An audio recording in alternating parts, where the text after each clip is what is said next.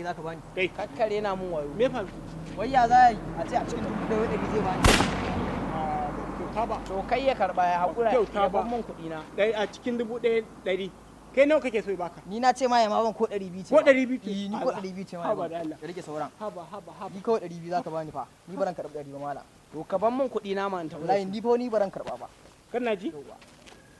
Cika ki. Cika ki. Ungo 200. 200 te ma? Ai.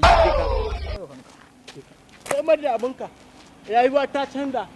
Ko da yaushe neman ake a ci gaba a tsira da mutunci. Yanzu kana ji? Ina ji. Abokinka ne bai kamata ka ce zaka bashi 100 ba a cikin 1000. Kana ji? Ina laifi ba ka bashi 200. To yanzu ba da 250.